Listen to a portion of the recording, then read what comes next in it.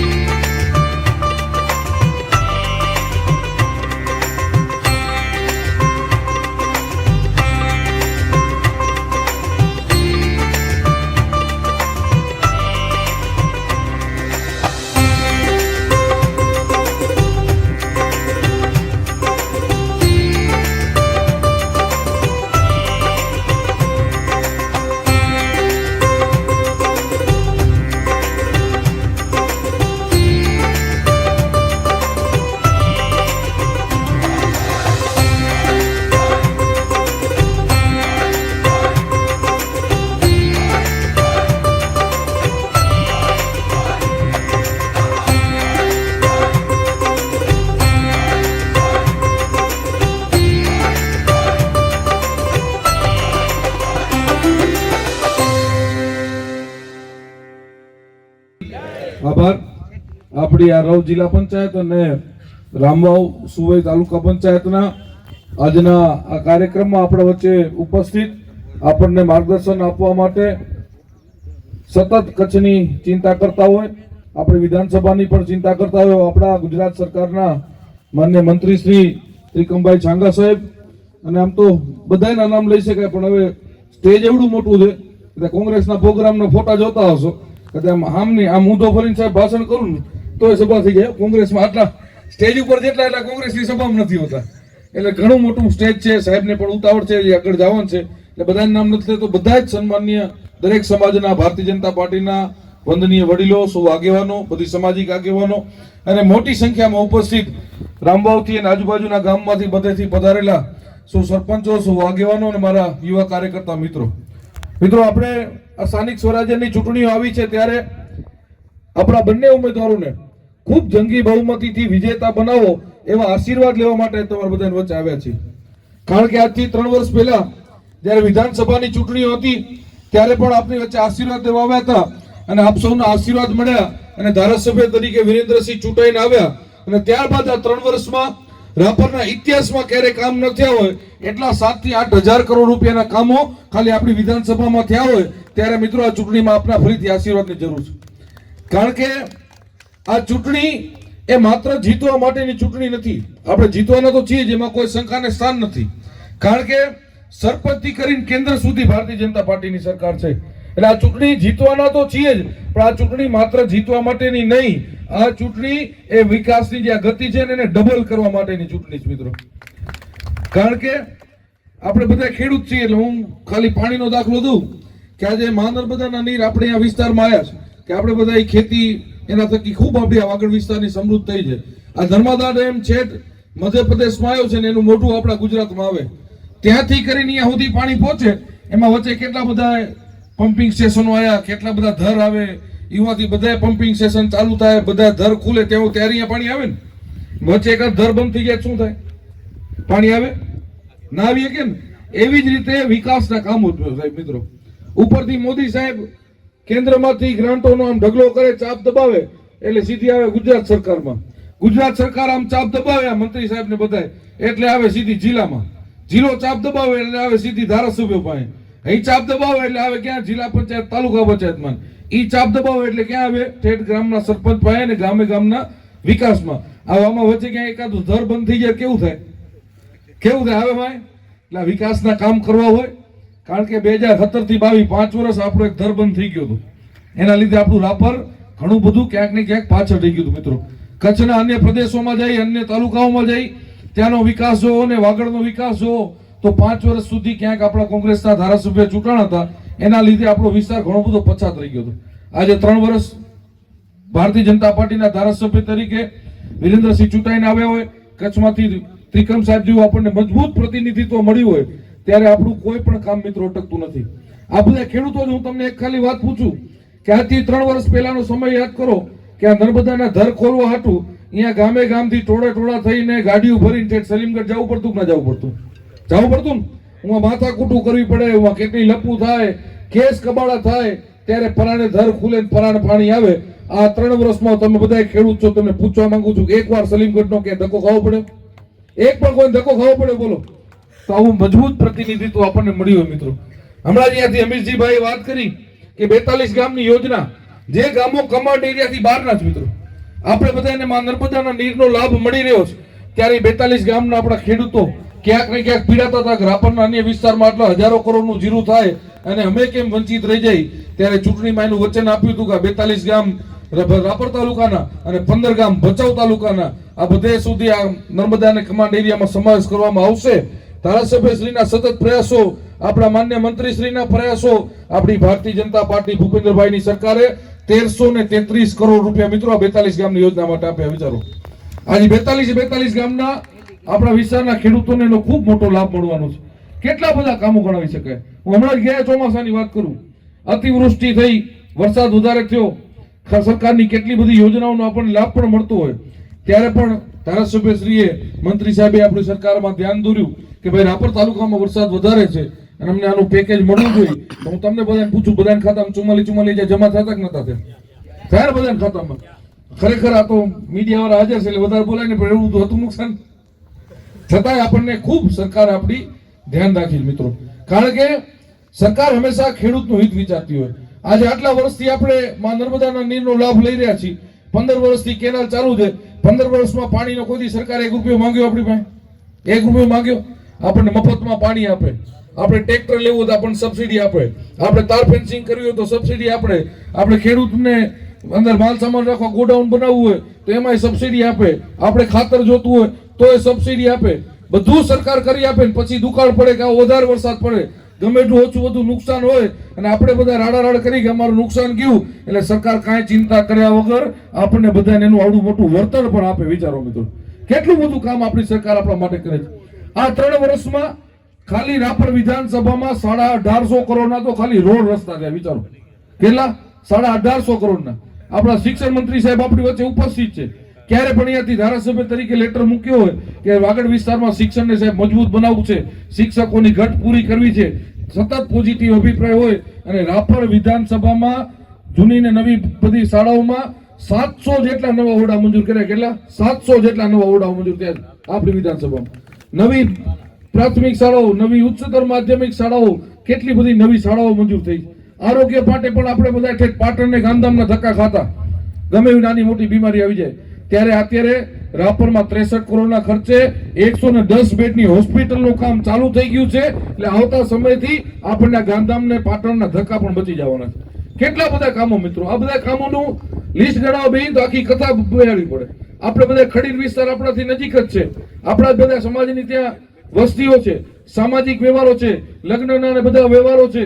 એ ખડીર વિસ્તાર આખો રોડથી વંચિત હતો. ત્યારે એકલ બાપણકા રોડ બને એવું લગભગ 70 વર્ષ ખડીર વિસ્તારનું આગેવાનનું સપનું હતું. એ પણ ચૂંટણી વચન આપ્યું હતું. 141 કરોડ આપણી સરકારે મંજૂર કર્યા. કેટલા?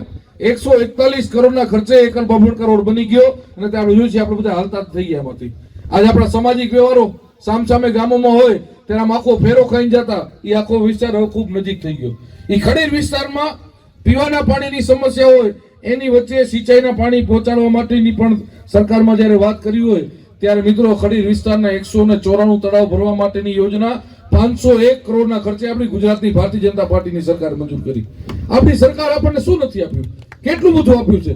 હજી આપણે માન્ય મંત્રીશ્રીને સાંભળવા છે એટલે હજુ વધારે વાત નહીં કરું. હું ખાલી સરકારની 1-2 યોજનાઓની વાત કરું કે ખાલી આ 1-2 યોજનાનું તો આપણે કદાચ બીજું કાંઈ વિચારવું જ ના પડે. મિત્રો આપણે આયુષ્યમાન ભારત યોજના અત્યારે આ બધા વડીલો મોટી સંખ્યામાં ઉપસ્થિત છો. આજથી 5-10 વર્ષ પહેલાનો આપણે ટાઈમ યાદ કરીએ. એક સમય એવો હતો કે કોઈ માણસને દવાખાનાનું કામ પડે, હોસ્પિટલમાં જાય, ડોક્ટર એમ કે આમાં 5-7 લાખ 10 લાખ ખર્ચો છે, ઘરમાં 25,000 રૂપિયા મૂડી ન હોય, ત્યારે એ ભાઈની એ પરિવારની હાલત કેવી થતી, પગ નીચે જમીન ખરતી જતી ને ત્યારે એને શું કરવું પડે? ગામના કોઈક 4 શેઠિયાઓ આગળ હાથ લાંબા કરવા પડે, ક્યાંક ઘરના દાગીના અડાણે મૂકવા પડે, ક્યાંક મકાનની ચોપડી અડાણે મૂકવી પડે, ક્યાં ત્યારે 5-10% વ્યાજે રૂપિયા મળે. દર્દી તો હાજો થતા થાય, પણ મિત્રો એનું ઘર આર્થિક રીતે ધોવાઈ જતું. આપણા મોદી સાહેબ છે ને એક નાના મધ્યમ ગરીબ પરિવારમાંથી આવે છે, ત્યારે ગરીબની વેદના અને પીડા સમજતા હોય ત્યારે મોદી સાહેબે આયુષ્યમાન ભારત યોજના લોન્ચ કરી. 5 લાખ રૂપિયા કેન્દ્ર સરકાર અને એમાં 5 લાખ આપણા ત્રિકમભાઈ આપણા મંત્રી સાહેબ હાજર છે ત્યારે આપણી ગુજરાતની સરકારે એમાં એડ કર્યા હોય. આજે એક 10 લાખનું કાર્ડ આપણા ખીચામાં પડ્યું હોય ને, ગમે એ ગરીબ માણસ ગમે એ હોસ્પિટલમાં જાય એટલે 10 લાખ સુધીની દવા તો મફત થાય, પણ ઘરે આવવાનું પાછું 300 રૂપિયા ભાડું પણ આપણી ભારતીય જનતા પાર્ટીની સરકાર આપે. વિચારો કેટલી આશીર્વાદ રૂપી યોજના કહેવાય. આવી જ આપણી પ્રધાનમંત્રી આવાસ યોજના કે મોદી સાહેબે એક સપનું જોયું કે મારા ગુજરાતનો એક પણ નાગરિક એવો ન હોવો જોઈએ, કે મારા ભારતનો એક પણ નાગરિક એવો ન હોવો જોઈએ કે જેને પોતાનું માલિકીનું મકાન ન હોય, જેનું પોતાનું છતવાળું મકાન ન હોય, કારણ કે એ માણસે ગરીબી જોઈ હતી. અને એમને આ પ્રધાનમંત્રી આવાસ યોજના લોન્ચ કરી ત્યારે મિત્રો વિરેન્દ્રસિંહે પણ એક નક્કી કર્યું કે મારા રાપર વિધાનસભાનો કોઈ પણ સમાજનો કોઈ પણ વ્યક્તિ એવો ન હોવો જોઈએ કે જેને પોતાનું માલિકીનું મકાન ન હોય. ત્યારે હું તમને આંકડાકીય માહિતી આપું. કોંગ્રેસવાળા કે આવી આંકડાકીય માહિતી નહીં આપે. ખાલી રાપર અને ભચાઉ તાલુકામાં 2 તાલુકામાં થઈને 5,806 પરિવારને આવાસ યોજના આપવાનું કામ એ આપણી ભારતીય જનતા પાર્ટીની સરકારે કર્યું છે. બધા આપણે બધા સુખી હોય તો આપણને એની કિંમત ઓછી હશે, પણ નાના અને ગરીબ પરિવાર જેને પોતાનું માલિકીનું મકાન ન હોય, વરસાદમાં અંદર વરસાદ હોય ત્યારે ઉપરથી નરિયામાંથી પાણી સીધું ઘરમાં આવતું હોય, છત જર્જરિત થઈ ગઈ હોય, ઝૂંપડામાં રહેતા હોય, આવા પરિવારને જ્યારે મકાન મળે ને ત્યારે એના આશીર્વાદ જે મળતા હોય ખૂબ મળતા હોય. ત્યારે મારો પોતાનો એક અનુભવ કહું. હું ભચાઉ નગરપાલિકાના પ્રમુખ તરીકેની મારી જવાબદારી હતી. મેં ભચાઉ નગરપાલિકા પ્રમુખ તરીકે પણ નક્કી કર્યું કે એક એરિયામાં ફરીને આવા જેટલા પરિવારો છે એ બધી જ સમાજના હોય એમને મકાન આપવા છે. ત્યારે ભચાઉ શહેરમાં ખાલી 1142 પરિવારને મકાન આપ્યા. કેટલા? ગુજરાતમાં પહેલો નંબર. 1142 પરિવારને મકાન આપ્યા. અને બધા મકાનના જ્યારે કામ ચાલુ હોય ત્યારે મકાનની મુલાકાતો જતો. ત્યારે એક મકાનની મુલાકાતે ગયો, એક મોટી ઉંમરના માજી પોતાના માથે સિમેન્ટનું બકડી ઉપાડેલું હતું અને મને જોઈ અને ડાયરેક્ટ એમને બકડીયું નીચે મૂકી દીધું. એમની આંખમાં જળજળી આવી ગયા અને મારી સામે હાથ જોડીને ઉભા રહી ગયા. એટલે મેં માજી શું થયું? તો મને કે તમને ને મોદી સાહેબને ભગવાન હોવર ના કરે. મેં કેમ? પણ તો કે તમે મને ફોર્મ ભરી દીધું, મોદી સાહેબે મારું મકાન મંજૂર કરી દીધું. આખી જિંદગી કોકના મકાન બનાવવા મજૂરી કરી અને માથે બકડિયા ઉપાડતા. આજે મને આનંદ છે કે મારું પોતાનું મકાન બનાવવા માટે આ બકડિયું મારા માથે હતું એટલે તમને જોઈને મેં નીચે મૂકી દીધું. મિત્રો આ કેટલા આશીર્વાદ મળ્યા છે વિચારો. આટલી આશીર્વાદ રૂપી યોજનાઓ જ્યારે થઈ હોય, એના માટે કામ કર્યા હોય, ત્યારે આજ હું અહીંયા બેઠેલા આગેવાનો તમારી વચ્ચે હોય અને આજ મિત્રો આવા કરોડો ભારતના પરિવારના આશીર્વાદ આપણા નરેન્દ્રભાઈ મોદી સાહેબને મળ્યા હોય ને ત્યારે જે દુનિયાની સામે 56ની છાતિયારે આપણો વડાપ્રધાન નરેન્દ્રભાઈ મોદી દુનિયામાં દેશનો ડંકો વગાડી રહ્યા છે. ડંકા કઈ બધા વાગે બધાથી ડંકાઓ પપ્પુને વગાડો પણ એના વાગે પપ્પુથી ખાલી ઘંટડી વાગે ટીંગ ટીંગ ટીંગ થાય અને ડંકો વાગે. ડંકો વગાડવા મિત્રો 56ની છાતિયારે નરેન્દ્રભાઈ મોદી જેવો પ્રધાનમંત્રી મજબૂત જોઈ. એમ મેં વાત કરી ને કે અહીંયા ધારાસભ્ય ઘણા થવું હોય, ધારાસભ્ય થઈ પણ ગયા હતા, પણ એનાથી કોઈ અધિકારીને ફોન કરે અને પાટિયા ખુલે ડેમના કે કોઈ દર ખુલે ધક્કા જ ખાવા પડે ને ખેડૂતોને. એના માટે તો મજબૂત ધારાસભ્ય હોય, આવા મંત્રી હોય કે અધિકારીને બીક હોય કે જો આમાં ખેડૂતોનું કંઈક થયું ને તો અમારો વારો પડી જશે. ત્યારે આ 24 કલાક કેનાલ હાલતી હોય, કોઈ દી કોઈને ધક્કો ના ખાવો પડતો હોય. મિત્રો હમણાં આપણે છાપામાં વાંચ્યું થોડાક ટાઈમ પહેલા કે અધિકારીઓએ સફાઈના બાને 15 દી કેનાલ બંધ રહેશે એવું કીધું. રાજેશ આપણો ક્યાં ગયો તાલુકા પંચાયતનો ઉમેદવાર, એને આપણા જયરામભાઈ ને બધાએ ભેગા મળીને ખાલી કીધું, એમને ભેગા મળીને ખાલી રજૂઆત કરી કે બાપુ અત્યારે જીરા છટાઈ ગયા છે ને હવે 15 દી કેનાલ બંધ રહી જાય તો તકલીફ પડી જાય. ત્યારે આ બધા વાતના સાક્ષી છો. વિરેન્દ્રસિંહે સરકારમાં ધ્યાન દોર્યું અને અધિકારીઓને ફોન કરીને ખકડાયા. એ 15 દી વાળું પાણી 15 કલાકમાં આવી ગયું હતું, નતું આવી ગયું? આવી ગયું હતું ને? એ બધાથી આવે એના હાટુ મિત્રો ભારતીય જનતા પાર્ટીનું મજબૂત નેતૃત્વ હોય ત્યારે જ આવું શક્ય બને. ત્યારે આટલી બધી યોજનાઓ સરકાર આપણું આટલું બધું ધ્યાન રાખતી હોય ત્યારે અહીંયા તમે બધા ઉપસ્થિત છો, તમને તો કઈ ભલામણ ન કરવાની હોય, કારણ કે તમે બધા તો ભારતીય જનતા પાર્ટી સાથે જોડાયેલા છો. અમારા બંને ત્રણ ઉમેદવારોને આશીર્વાદ આપવાના છો એટલા માટે ઉપસ્થિત છો. પણ તમારે બધાએ હવે 2 દી ચૂંટણી બાકી રહ્યા. શું કરવાનું છે કે આ 2 દિવસમાં આપણે આ ચૂંટણી, મેં કીધું એમ, વિકાસની ગતિ ડબલ કરવા માટેની ચૂંટણી છે. ત્યારે આપણે આપણા પરિવારમાં, આપણા સગા સંબંધીમાં, આપણા આડોશ પાડોશમાં, આપણા ગામમાં, આપણે જ્યાં જેને ઓળખતા હોય એ બધાને ફોન કરીને રૂબરૂ મળીને આપણા 3 ઉમેદવારો જંગી બહુમતીથી વિજય બને એના માટેની તમારે બધા અપીલ કરવાની છે. બોલો, કરશો ને બધા? અને ખાસ જે અમિતભાઈ એક બીજી વાત કરી કે આપણે રાપર વિધાનસભામાં 3 વર્ષ થયા. હું તમને બધાને પૂછવા માંગુ છું, વિરેન્દ્રસિંહે આવતા રાપરની આખી રાજનીતિ ચેન્જ કરી કે નહીં? પહેલાની રાજનીતિ આખી શું હતી કોંગ્રેસની? કે જાતિને વડાડો, કોઈ 2 વ્યક્તિ વઢ્યા હોય એટલે 2 બાજુ માણસ મૂકી દે 5-5 લાખનો થેલો નાખીને, કે તું ચિંતા ન કરજે, તાર ભેરો છે, 2 વઢે એટલે 2 સમાજ આમાં આવી જાય. આ 3 વર્ષમાં રાપરની કાયદો વ્યવસ્થા મજબૂત બની. આવી પહેલા ભૂતકાળમાં ક્યારે જોવા મળી હતી? આજે બધી જ સમાજ સાથે મળી, હળી મળીને એક પરિવારની જેમ રહી છે. આખો વાગડ વિસ્તાર સાથે મળીને એક ટીમ વાગડ બનીને કામ કરી છે. ત્યારે આટલો બધો વિકાસ થતો હોય ત્યારે હું મારા ક્ષત્રિય સમાજના ભાઈઓના પણ અહીંયા ઘણા બધા ઘર છે, મોટા ભાગના બધા ભેગા જ છે, પણ અમુક 2-4 જણા ક્યાંય કોકના કીધે જો માહોલ ઓલું કરવા માટે આડી ઉડી વાત કરતા હોય તો હું સમાજને પણ વિનંતી કરું છું કે અહીંયા જયરામભાઈ કે રાજેશ ઉભા છે તો એ 2 ભાઈ નથી ઉભા. ચૂંટણી વિરેન્દ્રસિંહ લડે છે, એટલું યાદ રાખજો. આ ચૂંટણી વિરેન્દ્રસિંહ લડે છે કારણ કે ધારાસભ્ય તરીકેની જવાબદારી વિરેન્દ્રસિંહની છે. અને બધી આહિર સમાજ હોય, બીજી બધી સમાજ હોય, એ ચૂંટણી અહીંયા બેઠેલા ઉમેદવારો નહીં, આ ત્રિકમ સાહેબ આપણા વચ્ચે આવ્યા છે, એ પણ લડી રહ્યા છે. આ ભારતીય જનતા પાર્ટીનું કમળ ધારણ કરેલો એક વ્યક્તિ આ ચૂંટણી લડી રહ્યો છે. ત્યારે આપણે બધાએ કોઈ જાતના નાતી જાતિના વાડામાં નથી બતાવવાનું, સૌ સાથે મળી અને જે વિકાસની રાજનીતિ છે એને અપનાવવાની છે. વર્ષો સુધી વાગડ ક્યાંક પાછળ રહી ગયું, એનું કારણ હતું કે આપણે જાતિથી જાતિને હંમેશાથી લોકોએ વઢાડ્યા, પણ આપણે હવે એ રાજનીતિને ભૂલી અને વિકાસની રાજનીતિનો હાથ પકડ્યો છે. ત્યારે આપણે બધાએ સાથે મળીને ખંભે ખંભો મિલાવી અને આ 3 ઉમેદવારોને ખૂબ જંગી બહુમતી વિજયી બનાવવાના છે. અને હું રવ ક્ષત્રિય સમાજને હૃદયથી અભિનંદન આપું છું. ગઈકાલનો કદાચ તમે વિડીયો જોયો હશે રવ તાલુકા પંચાયતનો, આખા ક્ષત્રિય સમાજે ભેગા મળી અને માતાજીની સાક્ષી બેસી અને એક તરફી ભારતીય જનતા પાર્ટીને મતદાન કરવાનો કાલે એમને સંકલ્પ કર્યો છે. એવી જ રીતે અહીંયા બેઠેલી તમામ સમાજોને વિનંતી કરું છું કે આપણો વિકાસ એ ભાજપમાં થવાનો છે. ત્યારે આપણે બધાએ પણ દ્રઢ સંકલ્પ કરી લઈએ. કારણ કે જો હું તમને બધાને પૂછું, તાલુકા પંચાયત કોની બનવાની? કોની બનશે? તમે કહો, તમારા મોઢે કહો, કોની? જોરથી બોલો. ભાજપની બનશે. જિલ્લા પંચાયત કોની બનશે? ભાજપની જ બનવાની છે. ધારાસભ્ય, સાંસદ, મંત્રી સાહેબ, આપણા ભૂપેન્દ્રભાઈ પટેલ સાહેબ, આપણા મોદી સાહેબ, કેન્દ્ર સરકાર, ગુજરાત સરકાર, એ બધું ભાજપનું છે. ભાજપનું જ રહેવાનું છે, બધું ભાજપનું જ રહેવાનું છે. તો આપણે હવે ઉપરથી નીચે સુધી આ વિકાસ આવતો હોય એમાં વચ્ચે કોઈ ધર બંધ કરાય? ન કરે ને. તો આપણો મત એક પણ જો કોંગ્રેસ ને જાય ને તે આપણી બહુ મોટી ભૂલ કહેવાય. એટલે આપણો કોઈ મત ન જાય, કોઈ વાદ વિવાદમાં ન આવી.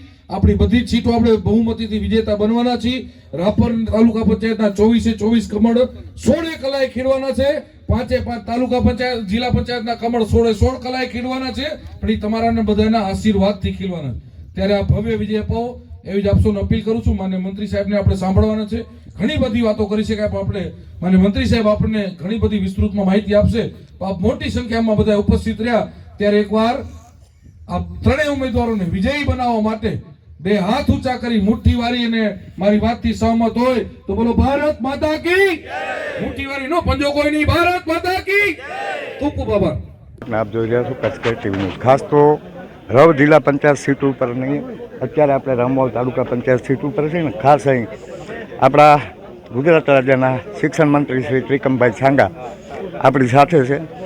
સર, તાલુકા પંચાયત વિશે ચોક્કસપણે આજે રાપર મુકામે આ આગામી તાલુકા પંચાયત અને જિલ્લા પંચાયતની સ્થાનિક સ્વરાજ્યની ચૂંટણી સંદર્ભે એક જનવિશ્વાસ રેલીનું આયોજન અને બેઠકનું આયોજન રામવાવ મુકામે કરવામાં આવ્યું હતું. અને ત્યાં રવ મોટી બેઠકમાંથી ખૂબ મોટી સંખ્યામાં આગેવાનો, કાર્યકર્તાઓ, વડીલો, યુવાનો ખૂબ મોટી સંખ્યામાં ઉપસ્થિત રહીને ભારતીય જનતા પાર્ટીના તાલુકા પંચાયત અને જિલ્લા પંચાયતના ઉમેદવારોને વિજય બનાવવા માટેનો વિશ્વાસ વ્યક્ત કરવામાં આવ્યો હતો.